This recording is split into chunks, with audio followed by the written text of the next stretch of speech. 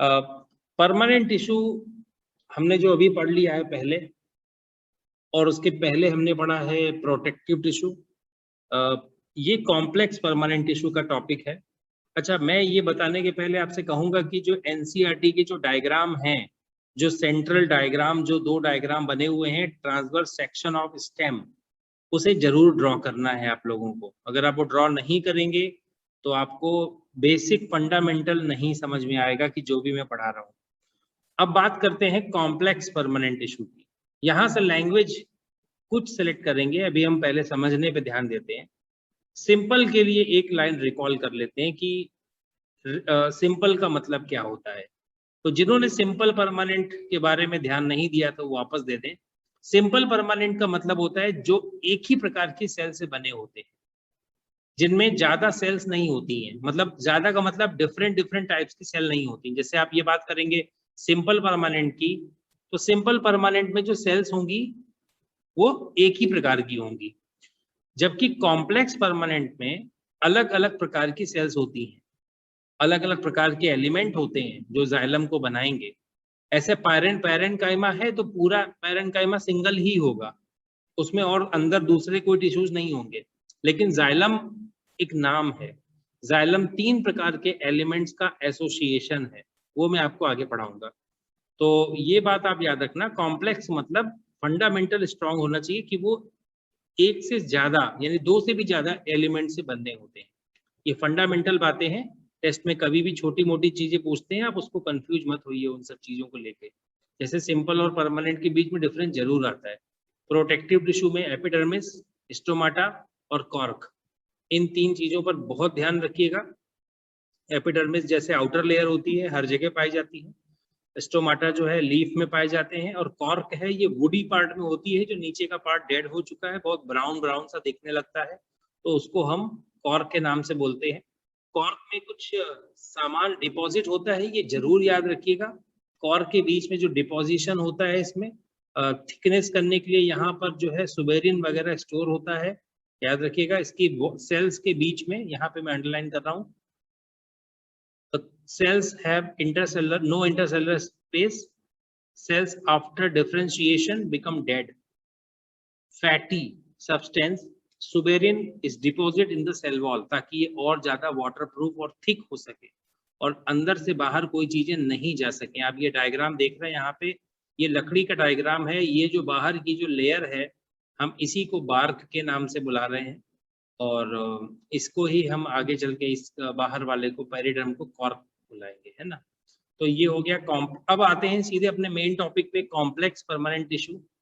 Complex का main function होता है ट्रांसपोर्ट कराना, प्लांट के अंदर चीजों को एक जगह से दूसरी जगह पहुंचाना। तो जनरल में डिस्कशन कर लेता हूँ। They are permanent tissue which contain more than one type of cell, ये आपको लाइन लिखनी है। All these cells coordinate to perform common function, ये लाइन नहीं लिखनी, केवल यहाँ तक लिखना है आपको। उसके बाद ये लिख देना आपको line, xylem and phloem are example of such complex tissue, ये लिख देना आपको। Xylem and phloem both conducting water and known as vascular tissue, और together both form the constituent vascular bundle. हाँ, ये लाइन लिख देनी है आपको। अब आपको पता चल गया वेस्कुलर बंडल का मतलब क्या होता है। वेस्कुलर मतलब होता है जो चीजों ट्रांसपोर्ट कराने में हेल्प करे। तो यहाँ पर जो वाटर है और मिनरल है जो कि रूट से स्टेम तक पहुंचाया जाएगा, वो पहुंचाएगा जाइलम। और जो फूड है, फूड वो लीफ में बनता है और पूरे प्लांट में ट्रांसपोर्ट किया जाएगा फ्लोएम के द्वारा। स्पेलिंग को पढ़ने में गलती नहीं करना, जाइलम और फ्लोएम। उसको कई लोग फ्लोएम या फोलम फोलम बोलने लगते हैं, वो गलत वर्ड है, फ्लोएम ही कहना है। तो आपको ये लिखना है, यहाँ तक मैंने आपको अंडरलाइन कर दिया। ये बीच की एक लाइन नहीं लिखनी है, बाकी तो यहाँ तक आपको लिखना ही लिखना है। अब छोड़ दीजिए, इसके बाद आगे बढ़ जाइए। अब हम पहली हेडिंग स्टार्ट करेंगे जाइलम के बारे में। Complex tissue that form a part of vascular bundle. It is mainly concerned with the conduction of water and mineral and also provide mechanical support, यानी हार्ड बनाता है। जाइलम मतलब मैकेनिकल सपोर्ट, मतलब जैसे कि उसको स्ट्रॉन्ग बनाता है प्लांट को। लकड़ी, जितना भी फर्नीचर हमारे घर में बनता है वो जाइलम ही कहलाता है। या आप इसको वुड कह सकते हैं, लकड़ी है ये। जाइलम का दूसरा नाम आप कह सकते हैं कि ये है हमारे घर में यूज होने वाली वुड। कोई भी पार्ट आप मतलब लकड़ी का कोई भी पार्ट आप प्लांट में देखेंगे वो जाइलम ही कहलाएगा। ठीक है, इसके बाद ये आपको लाइन लिख देनी है, पूरा लिख देनी है आपको ये लाइन यहाँ से यहाँ तक, और ये भी पूरा लिख देना है आपको यहाँ से यहाँ तक। इसमें 4 कंपोनेंट होते हैं, और एक बात खास है इसमें, मैं आपको बताऊंगा 4 कंपोनेंट्स में क्या क्या होता है। अच्छा, इसमें एक और बात भी आएगी, कंपोनेंट्स के नाम आएंगे कि ट्रेचीट्स, वेसल, जाइलम पैरेन्काइमा और जाइलम फाइबर। देखिए ये नीचे वाले दोनों आपको मैं पहले पढ़ा चुका हूँ। जाइलम पैरेन्काइमा, पैरेन्काइमा यानी आपको पहले सॉफ्ट टिश्यू पढ़ाया था मैंने, जाइलम के अंदर भी पैरेन्काइमा होगा। पहले मैं उनसे ही स्टार्ट करूंगा आपको समझाने के लिए। पैरेन्काइमा का फंडामेंटल फीचर क्या बताया था मैंने, स्टोर करना। तो जाइलम में भी ये स्टोर करेगा, वाटर को स्टेम में स्टोर करेगा, याद रखना इस बात को। जाइलम फाइबर, ये मतलब ये वाटर को सॉरी फाइबर जो है फ्लेक्सिबिलिटी, मजबूती देता है उसको, टेंसाइल स्ट्रेंथ देता है उसको, पैरेन्काइमा का फाइबर पार्ट होगा ये। अच्छा, पैरेन्काइमा के बारे में और फूड भी स्टोर करेगा ये उसके अंदर। तो अब मैं बात करूंगा ट्रेचीट्स की और बात करूंगा वेसल्स की। तो यहाँ पर जो है ट्रेचीट्स है और वेसल्स है। यहाँ पर आपको मैं इसके डायग्राम के बारे में दिखा रहा हूँ। जो ये डायग्राम है ट्रेचीट्स का डायग्राम ऐसे होगा, एक ऐसे और ऐसे, यानी ये ऊपर से और नीचे से थोड़ा सा टेढ़ा होगा, ऐसे चिजल शेप होगा, ऐसे टेढ़ा, एकदम बराबर नहीं होगा, टेढ़ा होगा ये।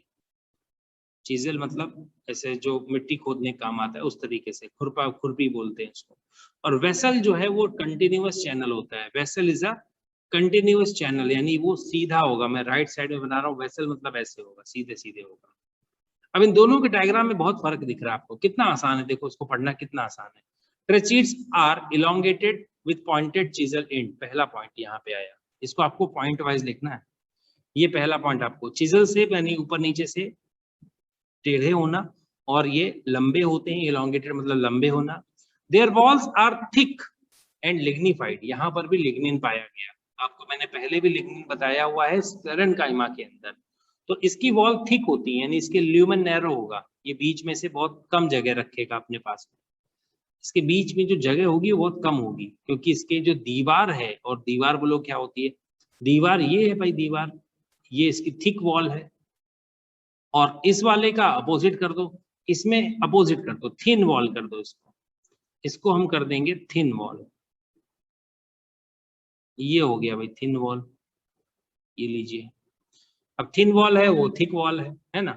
इसके बाद क्या है यहाँ पे, अच्छा, they conduct water and dissolve substance from the root to leaf, ये बात तो काम का ही है।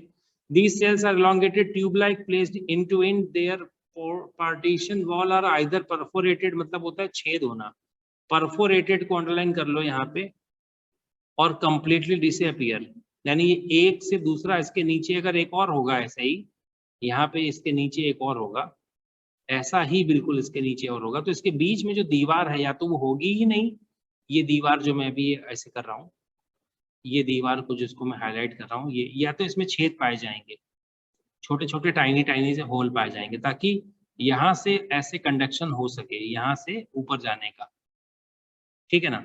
अच्छा, the main function of these conduction of water mineral like tracheids, ये लास्ट पॉइंट तो कॉमन है दोनों में, तो यानी डिफरेंस किस बात का है, डिफरेंस है स्ट्रक्चर का। मैं यहीं पे याद करा रहा हूँ आपको, ट्रेचीट्स टेपर्ड एंड भी लिख सकते हो, चिजल शेप भी लिख सकते हो, टेपर्ड बोलो चिजल बोलो, दोनों एक ही बात है। Elongated pointed chisel and, just इसके अपोजिट में बगल वाले को याद करिए। इलोंगेटेड तो वो भी है, लेकिन ट्यूब लाइक है, ब्लंट एंड कह सकते हैं, ब्लंट मतलब बराबर होगा, फ्लैट एंड एकदम बराबर होगा। देर उसके बाद जो है थिक वॉल्ड और थिन वॉल्ड, उसके बाद बाकी काम तो दोनों सेम ही है। हाँ, एक पॉइंट इसमें एक्स्ट्रा दिया है वेसल में कि कंप्लीटली डिसअपियर होता है, बीच में से जो वॉल होती है एक दूसरे के बीच में, जो एड्स नीचे की जो पार्टीशन वॉल होती है, या तो होगी ही नहीं, और या तो होगी तो उसमें परफोरेशन यानी पोर्स पाए जाएंगे। यहाँ पे लिख लो आप, परफोरेटेड के ऊपर यहाँ पे लिखो, परफोरेटेड के ऊपर यहाँ नोट करो, परफोरेटेड मतलब यहाँ ऊपर लिख लो यहाँ पे, यहाँ लिखो पोर्स, यहाँ लिख लो पोर्स पाए जाते हैं, ठीक है। तो अब देखो पैरेन्काइमा के बारे में मैंने बता दिया, रिजर्व करेगा, फूड को स्टोर करेगा और कंडक्शन ऑफ वाटर में, ये बहुत ही इंपॉर्टेंट पॉइंट है, आप इसको अंडरलाइन करिए। Xylem parenchyma side wise conduction of water and mineral करता है, साइड वाइज, यानी पानी ऊपर नीचे तो ये लोग भेज रहे हैं, लेकिन अगर पानी ऐसे इधर जाना है या पानी इधर जाना है तो ये साइड वाइज कंडक्शन हो गया, ये जाइलम पैरेन्काइमा कराएगा। और लास्ट वाला जाइलम फाइबर है, ये फाइबर स्क्लेरेन्काइमा का ही पार्ट है जो हमने पहले ही पढ़ा है, पॉइंटेड है। फाइबर का डायग्राम याद करिए, जो हमने फाइबर पढ़ा था टेढ़ा होता है, वो ऐसे पॉइंटेड होता है साइड साइड से, और उसमें भी लिग्निन पाया जाता है, देखो यहाँ सब कुछ वही लिखा हुआ है, और इसमें भी पिट्स पाए जाते हैं। आपको इतना लिखने की जरूरत नहीं है, आप केवल इतना लिख दो, xylem provides, xylem fibre provide flexibility and support and provide mechanical strength. तो आपको ये 4 पॉइंट्स मैंने बता दिए, मैं एक बार फिर से बता देता हूँ। ट्रेचीड्स जो है, ट्रेचीड्स ये मतलब कि पॉइंटेड ऐसे होते हैं, फ्लैट चिजल शेप, जबकि वेसल्स लॉन्ग होते हैं, इलॉन्गेटेड दोनों ही होते हैं, लेकिन एक दोनों ब्लंट है ये। इसके बाद tracheids thick wall, vessels thin wall. अच्छा हाँ, यहाँ नीचे डिफरेंस भी दिया गया है, आप लोग देख सकते हैं, यहाँ नीचे डिफरेंस भी दिया गया है।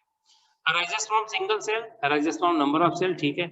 ends are tapering, tapering और oblique, oblique या यहाँ पर आप chisel shape भी लिख सकते हैं, इसी के आगे लिख सकते हैं chisel shape, और ये rounded और transverse यानी flat भी लिख सकते हैं, ब्लैकेट में लिख दो flat। lumen narrow, lumen is wide, क्योंकि lumen narrow क्यों होगा, क्योंकि thick wall, इसमें thin wall, less wall thicken। तो आप ये बात याद हो गई आप लोगों को, बहुत ही आसान है ये। तो जाइलम का main conduction water and mineral है, ये मैंने आपको पहले ही बताया है। अच्छा एक और बात है इसमें, जाइलम जब भी वाटर ट्रांसपोर्ट करता है तो एक ही डायरेक्शन में करता है, अगर वाटर ऊपर जा रहा है तो वो ऊपर ही जाएगा, वापस लौट के कभी नहीं आएगा। तो इस तरीके के कंडक्शन को हम लोग बोलते हैं यूनी डायरेक्शनल फ्लो, यानी एक ही डायरेक्शन में जाएगा, and without energy, and without energy, इसमें एनर्जी की जरूरत नहीं लगेगी, पानी ऊपर जाएगा और वो आराम से चला जाएगा, उसको भेजने के लिए हमें ऊपर एनर्जी खर्च नहीं करनी पड़ रही है। This is that much easy. तो जो मैंने आपको यहाँ पर अभी ट्रेचीड्स और वेसल्स और जाइलम पैरेन्काइमा और फाइबर के बारे में बताया, जिसमें जाइलम के 4 में से 3 एलिमेंट डेड होते हैं। कौन कौन से? ट्रेचीड्स, वेसल, जाइलम, फाइबर, ये तीनों के तीनों डेड होते हैं। पैरेन्काइमा केवल लिविंग होता है। अच्छा एक पैरेन्काइमा के बारे में बहुत खास बात ये है कि ये ट्रांसफर, ये side wise conduction of water और मिनरल करता है। तो आप ये बात याद रखिएगा, बहुत ही ज्यादा इंपॉर्टेंट है ये जो मैंने टॉपिक आपको यहाँ पर पढ़ाया है कॉम्प्लेक्स टिश्यू के बारे में। आप लिख लीजिएगा इसके पॉइंट्स को, और इसके बारे में डायग्राम बेस्ड क्वेश्चन भी आते हैं ओलंपियाड एग्जाम में, याद रखना डायग्राम बेस्ड ज्यादा आते हैं क्वेश्चन, कि आपको डायग्राम दिखा के बोला जाएगा पहचानो ये कौन है। तो ये ट्रेचीड्स है जो एकदम चीजल यानी कि ऐसे दिखता है, और ये वेसल है जो थोड़ा सा ऊपर से कर्व्ड है, बहुत ज्यादा तो नहीं है, लेकिन पिट्स सब में पाए जाते हैं। पिट्स मतलब परफोरेशन आप कह सकते हैं, पिट्स मतलब परफोरेशन मतलब छेद होना, परफोरेटेड वॉल जहां पर भी लिखा हो, परफोरेटेड मतलब होता है जिसमें छेद पाए जाएं। और ये आगे भी आएगा, अभी पैरेन्काइमा मैंने फ्लोएम नहीं पढ़ाया, लेकिन मैं आपको ये ट्रेचीड्स और ये अभी पढ़ा रहा हूँ। पैरेन्काइमा स्टोर करेगा फूड को, xylem fiber are mainly supporting function. आप बेटा एनसीईआरटी लेवल अगर पूछा जाए स्कूल में तो इतना ही लिख के आना, देखो यहाँ कितना कम लिखा हुआ है। Tracheids and vessel have thick wall and many are dead cells when mature. Tracheids and vessels are tubular structure. These allow them to transport water and mineral vertically.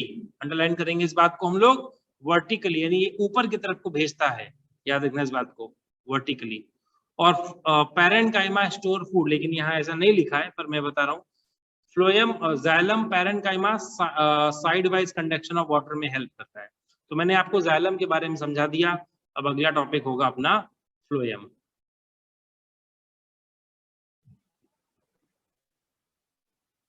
Okay, तो ये अगला टॉपिक है फ्लोएम का।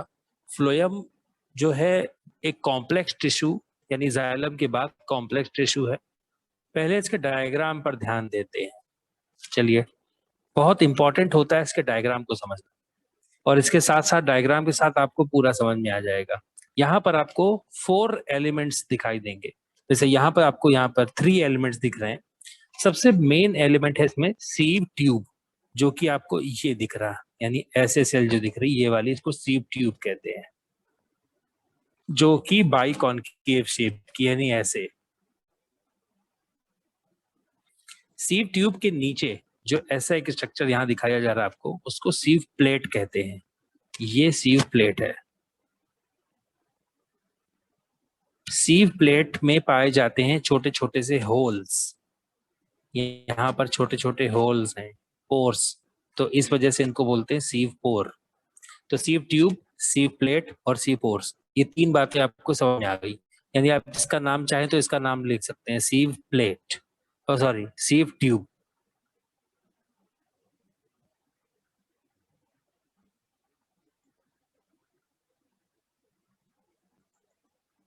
सीव tube हमेशा याद रखिएगा, इसको sieve tube कहेंगे। अब सीव ट्यूब जो है, मैं आपको बस 2 ही चीजों के बारे में समझाऊंगा। सीव ट्यूब के बारे में समझाऊंगा और कंपेनियन सेल के बारे में समझाऊंगा। बाकी कुछ पढ़ने की इसमें जरूरत नहीं है। सीव ट्यूब याद रखनी है और कंपेनियन सेल याद रखनी है, बस इसी 2 सेल्स का मेन काम है इसमें। तो सीव ट्यूब में फूड ट्रांसपोर्ट होता है, यानी कि सुक्रोज और अमीनो एसिड ऐसे ट्रांसपोर्ट होते हैं इसमें, इस डायरेक्शन में। सीव ट्यूब शुरुआत में तो लिविंग होती है, लेकिन आगे चल के डेड नहीं होती है। लेकिन इसका न्यूक्लियस देखो, इसके अंदर आपको न्यूक्लियस नहीं दिख रहा होगा, जबकि इस बाहर वाली कंपेनियन सेल में ये इसका न्यूक्लियस यहाँ पे आपको दिख रहा है। ये कई बार क्वेश्चन पूछा जाता है कि न्यूक्लियस किस में नहीं होता है, तो आप नाम बताइएगा। सीव ट्यूब में न्यूक्लियस नहीं होता है, जो कि ये नीचे दिया गया है, सीव ट्यूब सेल, ये नाम भी दिया गया है इसका यहाँ पे। तो आपको याद रखना, नंबर 1 सीव ट्यूब के बारे में याद रखना है। नंबर 2 आपका हो गया कंपेनियन सेल, बस अब इनके बारे में याद रखना है। तो अब आप ये पूछेंगे कि सीव ट्यूब जब न्यूक्लियस नहीं रहता है तो उसको कंट्रोल कौन करता है, तो उसको कंट्रोल करता है कंपेनियन सेल। इनके इनके बीच में यहाँ पर साइटोप्लाज्मिक ब्रिज बनता है, ताकि ये एक दूसरे से साइटोप्लाज्म को एक्सचेंज कर सके, और ये न्यूक्लियस इसको कंट्रोल करेगा। ठीक है, तो ये दोनों ट्रांसपोर्टेशन में हेल्प करेंगे, फूड और मिनरल्स का, फूड और अमीनो एसिड्स का। चलिए इसके बारे में पर्टिकुलर लाइंस पढ़ लेते हैं, क्या लिखा हुआ है। Phloem is another type of complex tissue. It aid the conduction of food such as amino acid and carbohydrate from the leave down the stem, यानी हर जगह पर भेजता है, जैसे ट्रंक में, रूट्स में, other parts of plant body. जैसे आप फ्रूट्स भी लिख सकते हैं यहाँ पे इसका। It is also called bast, याद रखिएगा, it is also called bast. It composed of 4 types of cells. इसमें क्या क्या होते हैं? सीव ट्यूब अभी मैंने बताया आपको, कंपेनियन सेल मैंने अभी बताया आपको, फ्लोएम पैरेन्काइमा, और यहाँ पर भी वही होता है फ्लोएम फाइबर। तो आप याद करिए, जब मैंने आपको जाइलम पढ़ाया था, तो जाइलम में भी पैरेन्काइमा था और जाइलम में भी फाइबर था, यानी 2 एलिमेंट जाइलम के पास जो हैं, वही एलिमेंट फ्लोएम के पास में भी हैं, सेम एलिमेंट। तो ये आपको वही काम करेंगे, पैरेन्काइमा इसमें भी स्टोरेज का काम करेगा, फूड को स्टोर करेगा, और ये जो फाइबर्स हैं ये उसको फ्लेक्सिबिलिटी देंगे। तो चलिए सीव ट्यूब के बारे में थोड़ा सा यहाँ से भी देख लेते हैं, क्या लिखा हुआ है। Sieve tubes are composed of living cylinder, मतलब सीधा, elongate tube like placed end to end, यानी एक दूसरे से जुड़ी होती हैं, सेलुलोज से बनी होती हैं। Transverse wall are obliquely placed and perforated, यानी इसमें होल्स पाए जाते हैं, छोटे छोटे टाइनी होल्स होते हैं, जिनको सीव पोर्स कहते हैं। Due to these perforation between adjacent cell, dissolve food material move one cell to another. The food manufactured by leaf is transported to food storage organ of plants. ये सब तो चीजें भेजने के काम में आएगा। The cells have a peripheral layer of cytoplasm, यानी इसकी जो cells है peripheral, यानी मैं आपको पहले ही बता चुका हूँ, जब भी कभी भी सेल का, ये सेल है, अगर मैं इस रीजन की बात कर रहा हूँ, मतलब मैं इसके पेरिफेरल यानी इस रीजन की बात कर रहा हूँ, इस रीजन की, और ये सेंट्रल रीजन है, बीच का रीजन सेंट्रल होता है, और साइड का रीजन पेरिफेरल कहलाता है। तो ये क्या करेगा, cells have a peripheral layer of cytoplasm without nucleus, यहाँ ये बहुत ही इंपॉर्टेंट लाइन है, without nucleus. In the center of each cell a large vacuole is present, तो वो चीज इसमें होगी। तो आप इसमें से कुछ लाइनें लिख सकते हैं, पूरा लिखने की जरूरत नहीं है। Sieve tubes are elongated tube into end, यहाँ तक लिख दीजिएगा, ये लेके यहाँ से यहाँ तक लिखिएगा। ओके, इसके बाद जो है आप ये लाइन लिख सकते हैं, the food manufactured by the leaves is transported to the food storage organ of the plant. ये आप लाइन लिख सकते हैं, इसके लिए फूड ट्रांसपोर्ट कराने का काम करता है। बाकी आप डायग्राम बना देंगे ना, उसी में से आपको याद हो जाएगा कि सीफ पोर्स होते हैं, वो सब आप उसमें से ही लिखना समझ जाएंगे। वैसे तो ज्यादा मुझे इम्पोर्टेंट नहीं लग रहा है, आप चाहो तो अपने हिसाब से इसमें से अगर और भी कुछ लिखना हो तो आप लिख सकते हो, मैं मना नहीं कर रहा हूँ लिखने के लिए। लास्ट लाइन लिख देना, ये बहुत जरूरी है, लास्ट लाइन। चलिए ये हो गया। इसके बाद मैं आता हूँ कंपेनियन सेल के बाद। Large narrow living elongated cells are usually attached with the lateral side of the sieve tube called companion cell, ये लिखना है आपको। lateral मतलब होता है side wise. The lateral wall are thin and pitted through the these cytoplasmic connection, देखो यहाँ लिखा हुआ है, इन दोनों के बीच में साइटोप्लाज्मिक कनेक्शन बनता है। ये लाइन लिखने की जरूरत नहीं है वैसे। The companion cells have cytoplasm and large nucleus. Companion cells are supported help in transport of food. ये लाइन लिखनी है आपको, लास्ट लाइन लिखनी है आपको, ये लाइन लिखनी है और फर्स्ट लाइन लिखनी है आपको। बाकी अगर आपको लगे तो बीच वाला भी लिख दो, और फिर इसके बाद फ्लोएम पैरेन्काइमा फ्लोएम फाइबर ये पूरा लिख देना। काम वही है इसका, फूड स्टोरेज करना पैरेन्काइमा का, और फाइबर का है फ्लेक्सिबिलिटी और सपोर्ट देना, मैकेनिकल सपोर्ट देना, तो ये सेम चीज है। जाइलम और फ्लोएम के बारे में फंडामेंटल डिफरेंस आ जाएगा, ये आप लिखना नहीं है, सिर्फ पढ़ना है आपको। जाइलम फ्लोएम का टॉपिक यहाँ से खत्म हो गया, पूरा प्लांट टिश्यू टॉपिक अपना यहाँ से खत्म होता है। और अब जो है जनरली वैसे तो आपको प्लांट टिश्यू मैंने पूरा समझा दिया है। अब आप इसमें से कोई भी दिक्कत लगे तो आप मेरे पर्सनल नंबर पे भी मुझे मैसेज कर सकते हैं, या कोई डाउट क्लासेस भी अगर होंगी तो हम जरूर लगवाएंगे। ठीक है।